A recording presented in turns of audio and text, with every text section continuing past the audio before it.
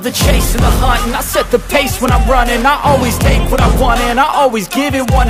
Don't need a bank, no I'm funded. Play the game like it's nothing. I'm always thankful for something. Don't take for granted, stay humble. Now wake up, it's time to look at the enemy. Look in the mirror if he is no friend to me. It's not. Don't forget to subscribe and push the notification bell for you not to miss our upcoming updates.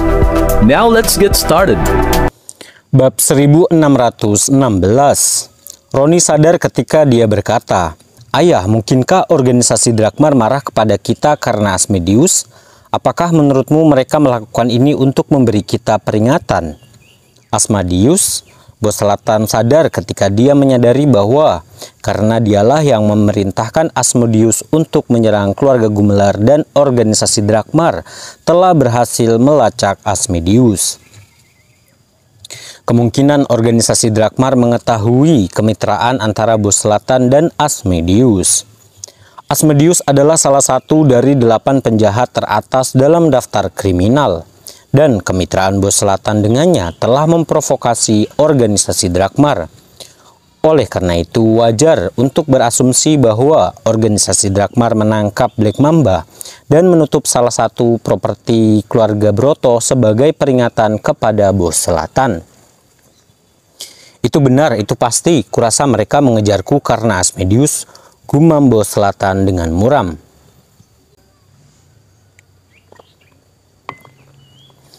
Bos selatan khawatir organisasi Drakmar akan memutuskan untuk melenyapkannya, tetapi merasa lega setelah dia berasumsi bahwa tindakan organisasi Drakmar hanya dimaksudkan sebagai peringatan baginya dan memutuskan bahwa tidak ada yang perlu dikhawatirkan.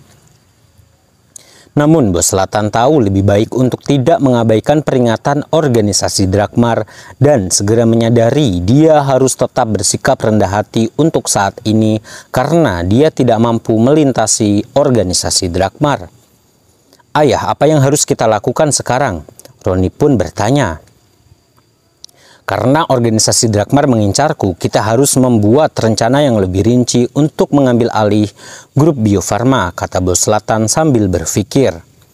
Karena betapa berharganya pil pemeliharaan energi di wilayah selatan, bos selatan bertekad menjadikan grup Bio Farma menjadi miliknya. Namun membunuh Iwan dan mengambil alih perusahaan secara langsung tidak akan mungkin dilakukan karena organisasi Drakmar sedang mengawasinya. Oleh karena itu, bos selatan menyadari perlunya perubahan strategi. "Charlie, hentikan pembunuhan itu. Bersiaplah untuk mengimplementasi rencana kedua kita. Cobalah untuk membagi garis keturunan pertama dan garis keturunan kedua keluarga Salim, dan bantu garis keturunan kedua ke posisi kekuasaan," perintah bos selatan. Charlie pernah menyarankan dua rencana kepada bos selatan, menyingkirkan Iwan dan mendukung garis keturunan kedua Salim dalam perebutan kekuasaan. Karena pembunuhan itu gagal dan organisasi Drakmar terlibat, bos selatan bermaksud menerapkan rencana kedua untuk mengambil kendali grup Bio Farma tanpa menarik perhatian pada dirinya sendiri. Oke, kata Charlie. Charlie bermaksud untuk menyingkirkan Iwan dan memenangkan hati Tari, tetapi bos selatan telah memutuskan untuk menyerah dalam pembunuhan Iwan. Meskipun Charlie merasa frustasi karenanya, Charlie tidak berada untuk tidak mematuhi bos selatan. "Charlie, keluarga Broto tidak bisa terlibat dalam hal ini, jadi aku serahkan ini padamu dan keluarga Basuki. Lakukan ini dengan baik dan saya akan membalas Anda. Jika kamu membuat kesalahan lagi dan kamu akan membayarnya," kata bos selatan dengan dingin. "Baik tuan," kata Charlie dengan hormat sebelum berbalik untuk pergi. Bab 1617. Sementara itu, saat Iwan tiba di rumah dari markas organisasi Drakmar, hari sudah malam. Baik Yuni maupun Rina telah kembali dari pekerjaan. Bersama Ratna dan Tari, mereka berempat duduk di ruang tamu sambil menunggu Iwan kembali. Iwan telah pergi ke rumah keluarga Gumelar untuk merawat Rizka dan mengundang keluarga Gumelar untuk menjadi pemegang saham Mustika Ratu. Tapi Iwan belum pulang sejak dia pergi dan mereka merasa khawatir. Tak lama kemudian mereka mendengar sebuah mobil mendekat dan menyadari Iwan telah kembali. Iwan memarkir mobilnya dan melangkah ke ruang tamu. "Iwan, kenapa lama sekali?" Keempat wanita itu segera berdiri dari tempat duduk untuk menyambutnya. "Oh, sesuatu terjadi dengan keluarga Gumelar, dan saya butuh waktu cukup lama untuk menyelesaikannya." Iwan melanjutkan untuk menjelaskan bagaimana Asmodeus menangkap Rizka. Untuk mencegah mereka khawatir, Iwan hanya menyebutkan bahwa dia menyelamatkan Rizka dengan bantuan praktisi bela diri lain dari organisasi Drakmar, dan tidak mengatakan yang sebenarnya tentang dia menghadapi Asmodeus sendirian.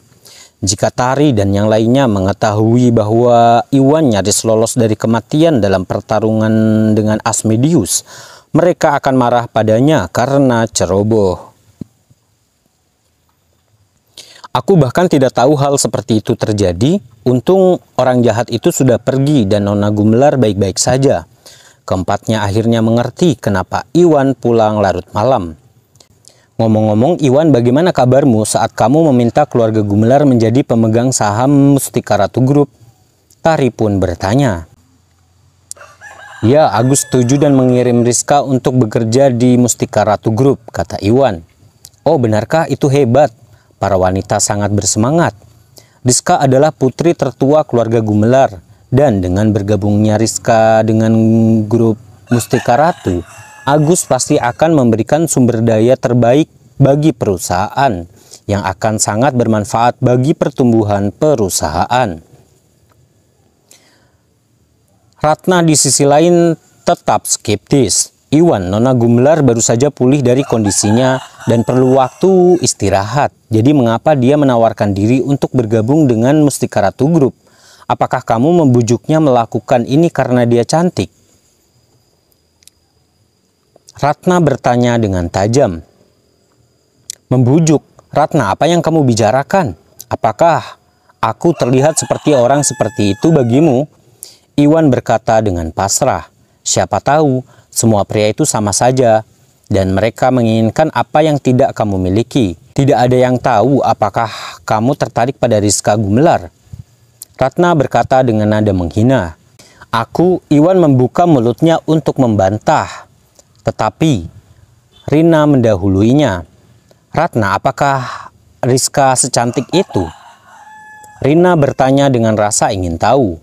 Ratna adalah satu-satunya yang pernah melihat Rizka secara langsung, dan 3 wanita lainnya belum mendapat kesempatan untuk melihat Rizka. "Ya benar, dia tidak hanya cantik, tetapi dia juga terlihat lemah, dan pria manapun akan membunuh untuk melindunginya." Ratna mengangguk sambil memuji kecantikan Rizka. Bab 1618. "Oh, jadi begitu. Iwan, apakah kamu mengejar Rizka? Mengapa lagi kamu membujuknya untuk bergabung dengan grup Mustika Ratu daripada meminta anggota keluarga Gumelar lainnya untuk bergabung?" Rina mulai berteriak ketika dia mengetahui bahwa Rizka adalah seorang wanita cantik, karena Rina yakin Iwan memiliki motif tersembunyi. "Sudah kubilang Riri yang minta bergabung. Saya tidak membujuknya melakukan apapun," Iwan berkata dengan pasrah. "Riri? Kamu memberinya nama panggilan yang lucu, dan kamu masih bersikeras mengatakan bahwa kamu tidak mengejarnya. Siapa yang kamu coba bodohi?" Rina menunjuk ke arah Iwan. Iwan merasa kesal, dan untuk mencegah Rina mengganggunya, Iwan segera mengganti topik pembicaraan. "Ratna, menurutku Yuda menyukaimu. Kamu mungkin ingin mempertimbangkan untuk berkencan dengannya." Yuda telah terpikat oleh kecantikan Ratna sejak pertama kali dia melihatnya. Dan Iwan memperhatikan bahwa Yuda menghabiskan banyak waktu menatap Ratna. Hanya dugaannya saja bahwa Yuda telah mengembangkan perasaan terhadap Ratna. Tetapi Iwan tidak punya cara untuk membuktikan apakah dia benar. "Ya betul, Tuan Gumelar bertindak berada di sekitar Ratna." Rina, Tari, dan Yuni mengangguk ketika perhatian mereka beralih ke topik baru. Ya, memang benar mereka semua pernah melihat Yuda selama kampanye penjualan. Yuda tidak hanya mengambil inisiatif untuk berbicara dengan Ratna, tetapi Yuda juga sering mencuri pandang ke arahnya. Indra keenam mereka dengan jelas menunjukkan bahwa Yuda tertarik kepada Ratna. Apa yang kalian bicarakan? Mengapa kamu membicarakan tentang aku? Ratna merasa gelisah karena perhatian telah beralih kepadanya. Dan Ratna berbalik untuk menatap tajam ke arah Iwan. Mengapa kita tidak membicarakanmu? Om Naldo mengizinkanmu mengikutiku ke sini justru karena dia menginginkan bantuanku untuk mencarikanmu bujangan yang memenuhi syarat. Tuan Gumelar masih muda dan tampan dan dia adalah individu paling cerdas di generasinya. Dia adalah pasangan yang cocok untukmu. Jika kamu bersedia mencobanya, saya dapat mengatur tanggalnya untukmu. Bagaimana menurutmu? Iwan berkata dengan tulus. Naldo memaksa Ratna untuk mengikuti Iwan ke wilayah selatan agar Ratna bisa mendapatkan perubahan pemandangan, tetapi juga karena dia ingin Ratna menemukan jodoh di wilayah tersebut. Iwan tidak melupakan permintaan Om Naldo. Kencan, kamu dan Yuni tampak seperti pasangan serasi, jadi mengapa kamu tidak menerimanya? Ratna pun mengejek. Hati Iwan mencelo saat dia berusaha untuk berdebat. Yang ada antara Yuni dan saya berbeda. Saya sudah punya pacar. Apa bedanya? Kamu pengecut dan selama kamu menolak menerima Yuni, kamu tidak punya hak untuk mengganggu kehidupan pribadiku. Ratna berkata dengan nada menghina. Tapi Iwan langsung terdiam.